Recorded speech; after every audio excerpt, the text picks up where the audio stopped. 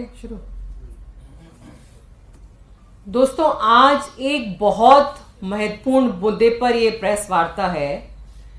जैसे ही सर्दी का मौसम आता है पूरे उत्तर भारत में, चाहे यूपी हो, गुड़गांव हो, राजस्थान हो, दिल्ली हो, पंजाब हो, पूरे उत्तर भारत में हवा की क्वालिटी खराब होने लगती है। आप कहीं भी चले जाइए और डॉक्टरों से बात करिए तो डॉक्टर आपको बताएंगे कि दमा के, अस्थमा के मरीजों की संख्या उत्तर भारत में सर्दी के मौसम में बढ़ जाती है।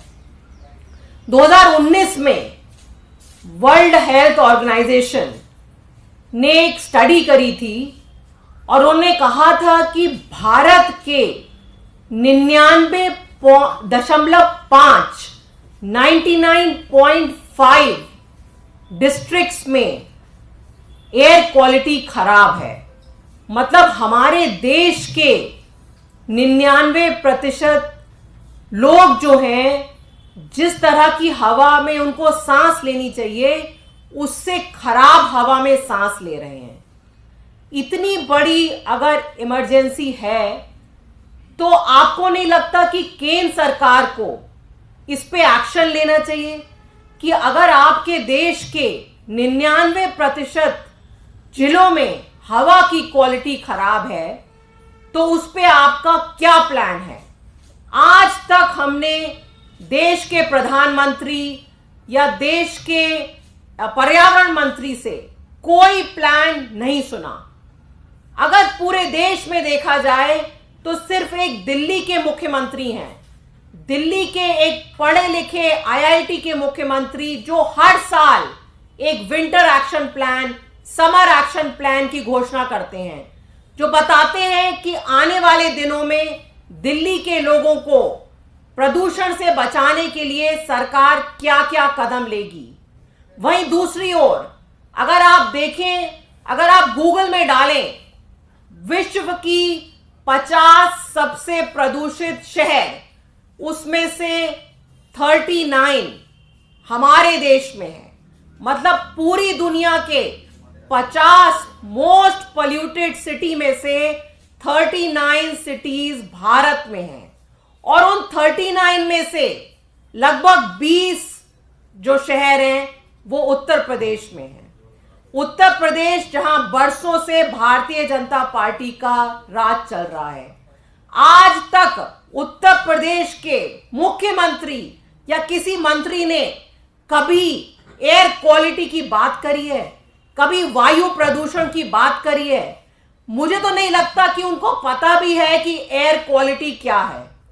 सिर्फ दिल्ली सरकार जो है वो हर साल दर साल एयर क्वालिटी पे काम कर रही है। यही कारण है कि दिल्ली में 30% एयर क्वालिटी इंप्रूव हुई है। मैं ये नहीं कह रही हूं कि हम अपने फाइनल गंतव्य पे पहुंच गए हैं, उसके लिए अभी और काम करना पड़ेगा। लेकिन आज की प्रेस वार्ता का मेन मुद्दा यह है कि दिल्ली की हवा और नॉर्थ इंडिया की हवा इंप्रूव करने के लिए सारे राज्यों को मिलकर काम करना पड़ेगा। अगर हम चाहें भी कि दिल्ली के चारों तरफ एक हम दीवार बना दें तो ऐसा नहीं कर सकते। दिल्ली का एयर शेड बोलते हैं कि ऐसा पूरा एरिया जिस एरिया से एयर क्वालिटी डिफाइन होती है, गवर्न होती है। तो दिल्ली के चारों तरफ 300 किलोमीटर में जो भी कुछ एक्टिविटी होती है उस एक्टिविटी का असर दिल्ली की हवा पे पड़ता है। यही कारण है कि आप देखिए आज की तारीख में चाहे झज्जर हो हरियाणा में, चाहे गाजियाबाद हो, बागपत हो, मेरठ हो, गुड़गांव हो, इन सब एरियाज की एयर क्वालिटी खराब है। लेकिन ये सारे एरियाज में कोई भी एक्शन नहीं हो रहा है। केंद्र सरकार का एक आईएमडी डिपार्टमेंट है, उन्होंने एक डाटाबेस बनाया, सफर डाटाबेस। उस डाटाबेस से पता चलता है कि आज की तारीख में अगर आप देखना चाहें तो आज हवा जो खराब हो रही है उसमें किस किस एरियाज का कंट्रीब्यूशन है। इस डाटाबेस से पता चलता है कि दिल्ली में कितना प्रदूषण दिल्ली के एनसीआर के क्षेत्र से दिल्ली में आ रहा है।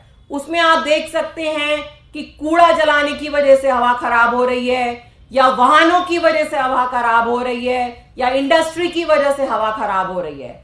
आपको जान के चौंकेंगे आप ये सुन के कि 24 तारीख से केंद्र सरकार ने वो डेटाबेस को सीक्रेट बना दिया। मतलब आप और मैं या कोई पत्रकार या कोई साइंटिस्ट अगर देखना चाहे कि आज की तारीख में कहां से गंदी हवा आ रही है तो आप नहीं देख सकते। और उस वेबसाइट को उन्होंने बंद करके पासवर्ड प्रोटेक्ट कर दिया। ये कोई राष्ट्रीय सुरक्षा का मुद्दा है?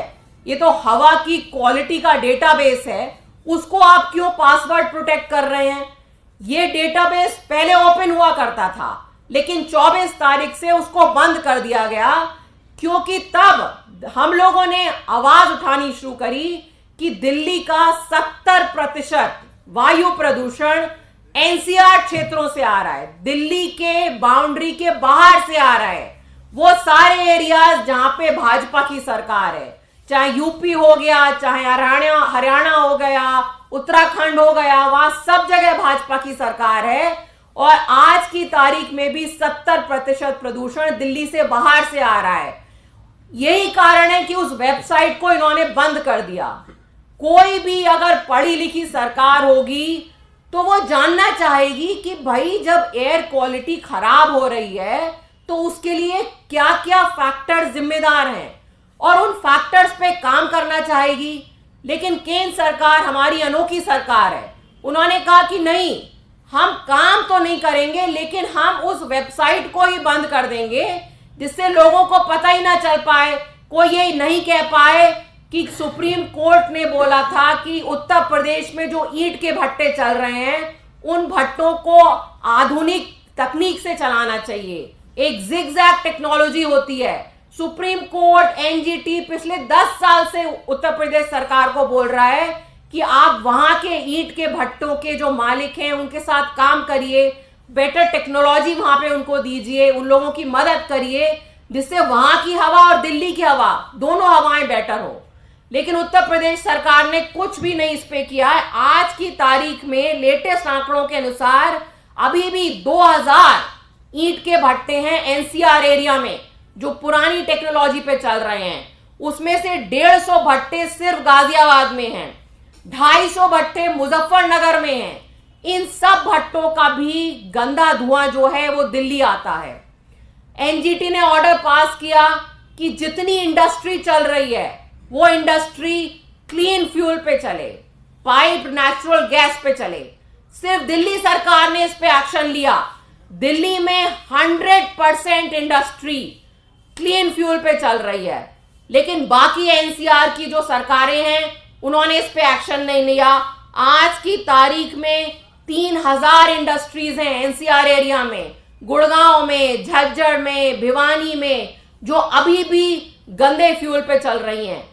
और उन सब इंडस्ट्रीज का, ईंट के भट्टों का, उन सब का धुआं भी दिल्ली में आता है। आपको याद होगा कि एक जमाने में चीन में बहुत गंदी हवा होती थी।